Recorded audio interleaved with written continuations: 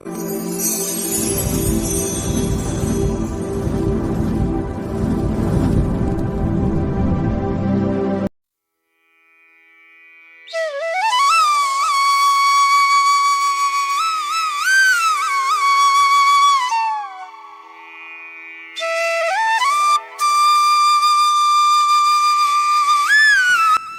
ప్రత్యక్ష దైవం ఏడుకొండల స్వామి అయినటువంటి శ్రీ శ్రీనివాసుడు వెలిసిన మామిడిపల్లిలోని అపురూప శ్రీ వెంకటేశ్వర స్వామి ఆలయ విశేషాలను ఈ వీడియోలో తెలుసుకుందాం.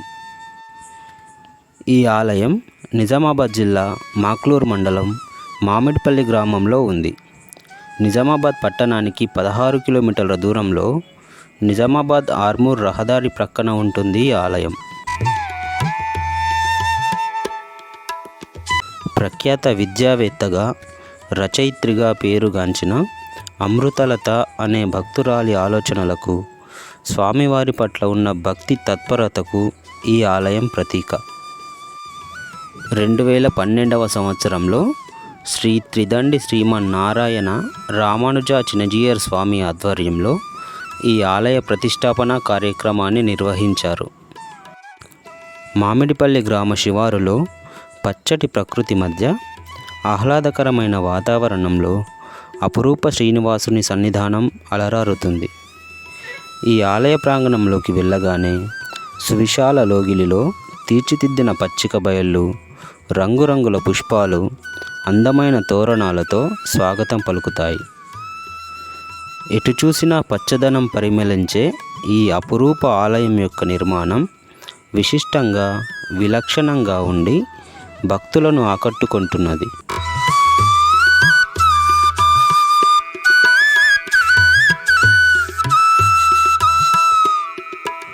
ఆలయ నిర్మాణంలో భాగంగా ఆలయ పరిసరాల్ని వివిధ రకాల మొక్కలతో తీర్చిదిద్దడానికి సంకల్పించారు.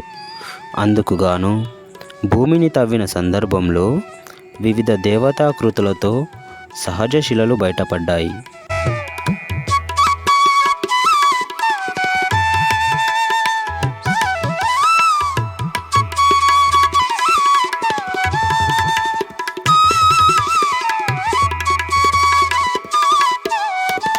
ఆలయ లోగిలిలో ఒక భారీ శిలపై తీర్చిదిద్దిన తిరునామంతో పాటుగా శ్రీవారి దివ్య పాదాలు ఉన్నాయి. బ్రహ్మ కడిగిన పాదం, బలితల మోపిన పాదం అని కీర్తిస్తూ భక్తులు శ్రీవారి పాదాల్ని పూజిస్తుంటారు.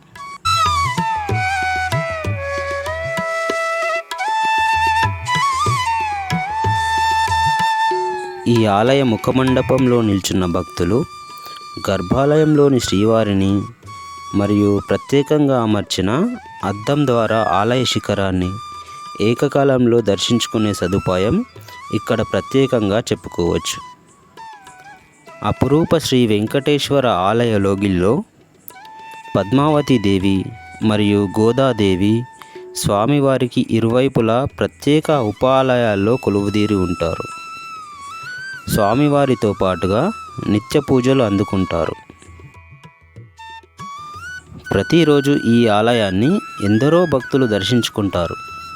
ముఖ్యంగా ప్రతి శనివారం శుద్ధ ఏకాదశి పర్వదినాలలో భక్తులు విశేషంగా తరలివస్తారు. ప్రతి సంవత్సరం మాఘమాసంలో చిత్తా నక్షత్రం నందు స్వామివారి వార్షిక బ్రహ్మోత్సవాలు వైభవంగా జరుగుతాయి. ఉభయ దేవేరీలతో ఉన్న శ్రీవారిని మేళతాళాలు, జయ జయ ధ్వానాలు, సంకీర్తనల మధ్య ఆలయ ప్రాంగణంలో ఘనంగా ఊరేగిస్తారు. ఈ కార్యక్రమానికి భక్తులు అధిక సంఖ్యలో హాజరై అపురూప శ్రీ వెంకటేశ్వర స్వామిని దర్శించుకుంటారు.